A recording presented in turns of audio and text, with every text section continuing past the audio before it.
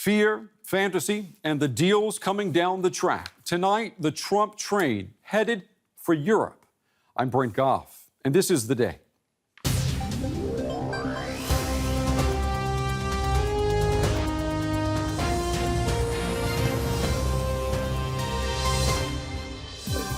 Donald Trump, as I've said before, is a deal maker. And I think that could be a good thing for Britain, but it can also be a good thing for Europe. And that's, I think, what we need to focus on today. European leaders still don't know what to make of a President Donald Trump. But today they were clear in their concern that the American military umbrella could one day close. Today is a day where we implement a plan or give him a political will that Europe is willing to take over more responsibility in form of a European Defence Union. The world is uncertain, and that did not begin with the election of Mr. Trump. Europe must not wait for the decisions of others, it must defend its own interests.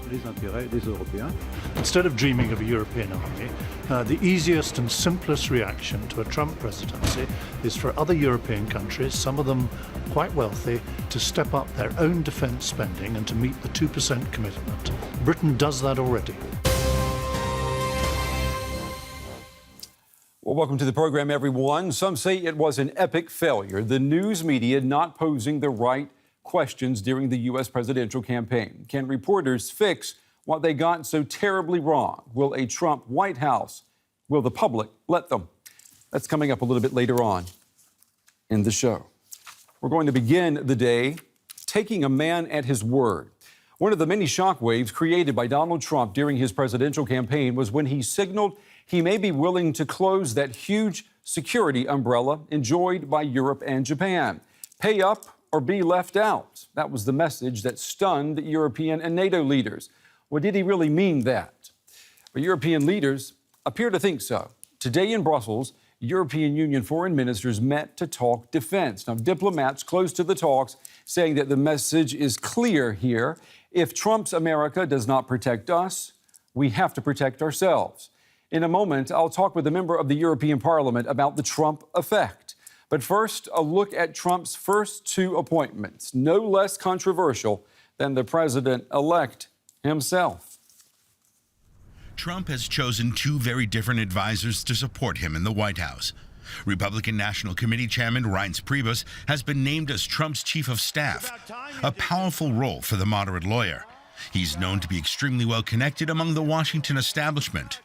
A sharp contrast to Stephen Bannon, a radical outsider. He was Trump's campaign manager and has condemned establishment politics. The right-wing media mogul will be Trump's chief strategist. Both appointments drew immediate fire. Trump has promised to drain the swamp of the Washington political establishment. So why will Priebus, the ultimate insider, be his right-hand man? The naming of Stephen Bannon is also controversial. The executive chairman of the Breitbart News website has denied making anti-Semitic remarks.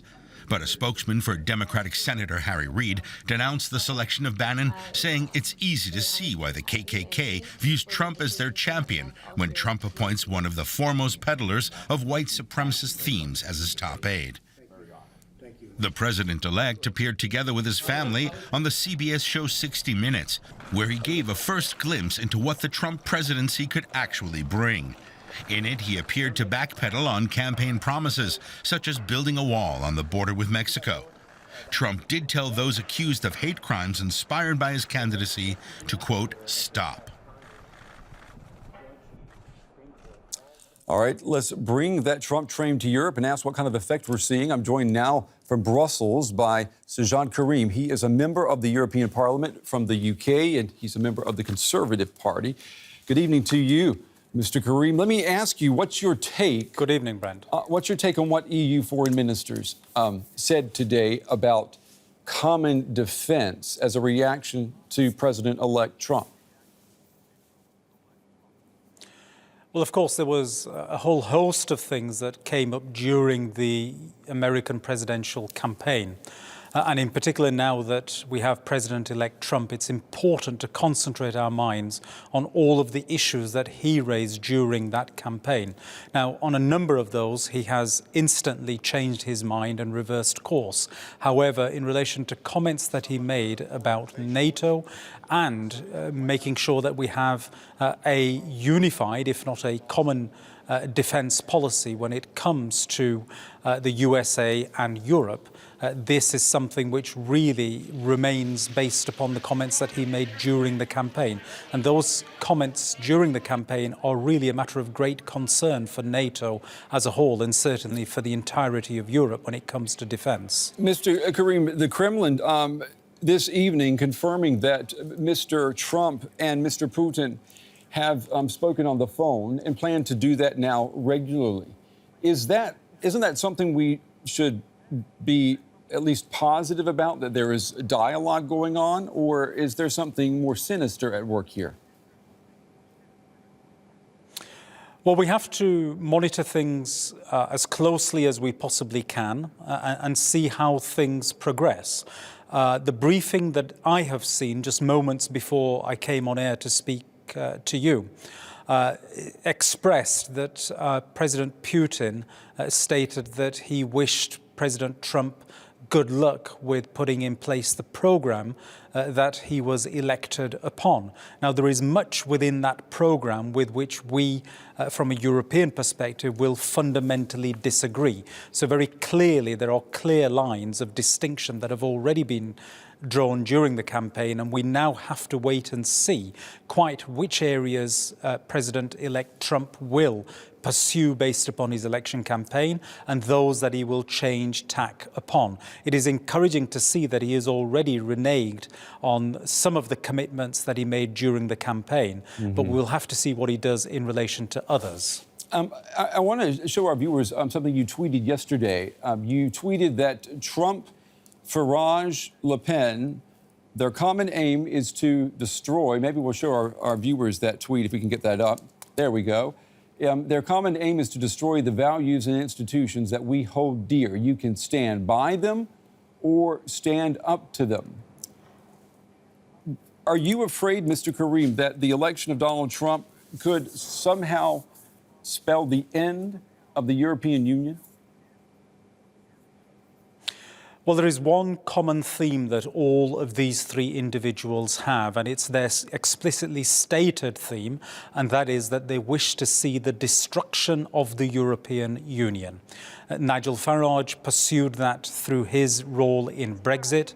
Donald Trump stated that throughout his election campaign, expressing his very real dislike for the European Union. And Marine Le Pen has very clearly stated that she will withdraw France from the European Union with a view to seeing the European Union then crumble and be destroyed. Now, when we are faced with a trio of that sort, all coming together, bearing in mind that Mr. Farage has become very close to Mr. Trump, having supported him after the Brexit success, and Mr. Trump supported the Brexiteers in the United Kingdom campaign. And we also have seen that the main campaign organisers of Mr. Trump have already reached out to the Front National in France. And Marine Le Pen this weekend on the BBC stated that there is not a hair's breadth between the Front National and UKIP when it comes to many issues, including immigration and indeed the destruction of the European Union. Then of course we must be concerned and we must take note. And Europeans today have to make a decision. You are either with them and you stand by them, or you have to be willing to stand against them and make sure they do not succeed, because today there is a very real risk that Marine Le Pen could in fact succeed in the French elections. I want to maybe contrast what you're saying tonight with that of your country's Foreign Minister, Boris Johnson. Just take a listen to what he had to say about the impact of President Trump on Europe. Well, I think there's a lot to be positive about, and it's very important not to prejudge the president-elect or his administration. There's a big change going on in the world. people who feel they haven't been properly listened to, properly represented, are starting to make their voices heard. It's up to us, up to everybody to listen to them and to take things forward in a positive way. A positive way, Mr. Karim. I mean, when I see that and I hear what you're saying, I have to ask myself, what in the world is going to happen next year when France and Germany hold national elections? Well, this is an extremely worrying period for many reasons, but when it comes to the politics of this, in the United Kingdom, we saw a Brexit result was delivered in an era of what we can really refer to as post-truth politics. And the very same formulas were applied very successfully for Donald Trump in a post-truth political arena in the USA to deliver him victory. Now, we can see the same formula is going to be applied in France, and there are real dangers with that. And the same thing may well thereafter be applied in Germany. We have to wait and see. However, the dangers are there. They have succeeded with the post-truth formulas in the UK and in the USA. The next target is France. So whilst I hear what some people are saying, particularly in the United Kingdom, about welcoming in a positive way the election of Donald Trump, I have to be extremely realistic and identify the very real dangers about the very dangerous sort of politics that is currently being played out in parts of Europe. There have been reports in the last couple of days looking at the German Chancellor Angela Merkel saying that she is the last defender of liberal democracy who's still standing. She has no choice. In your eyes, coming from the European Parliament, there's no choice for her, is there? She has to run again and she has to serve another term. Well, at this moment in time, as I look around Europe, of course, Germany has a very prominent role to play at all times. But when I see a situation where the other two main countries, one of which has already declared it is to leave the European Union, and France now facing an election where one of the main competitors' entire election campaign is going to be built upon post-truth politics and a platform of leaving the European Union, then we really are left purely and solely with Germany to fight this fight on behalf of all Europeans that believe in a free, open, tolerant society that we have built over the past several decades. So we really are today looking, one, at making sure that Marine Le Pen is defeated in France, but secondly and thereafter, the role entirely is with Angela Merkel and Germany to make sure that Germany stands up and fights back on behalf of all those Europeans that believe in liberal values. Mr. Karim, you know, we've seen you over the years. You're a familiar face to a lot of our viewers, and you're from the UK, which is leaving the European Union. When you are talking about this issue, I mean, you're sounding the alarm bells. Do you get the sense, though, that people don't listen to you because of Brexit and that decision? Well, I think it's entirely natural that people are going to look at a British MEP who's raising such concerns on behalf of Europe and say, well, hang on, you have actually decided to leave the European Union, and therefore maybe you should tone down some of the messaging that you are giving. However, the way I'm looking at this is I am picking up on a huge amount of nervousness in many of our citizens today about what potentially lies ahead. And they see the tremendous work that has been done over the past 6 decades simply being torn apart one brick at a time. And it's now getting to a stage where many of them are becoming increasingly alarmed. There is far too much at stake for people like me just to say, well, actually, I ought to remain quiet. No, if there was ever a time to speak out, then today is that time. Okay. Sajjad Karim, a member of the European Parliament from the United Kingdom. Mr. Karim, we certainly appreciate you taking the time to talk with us on the day. Thank you. Thank you.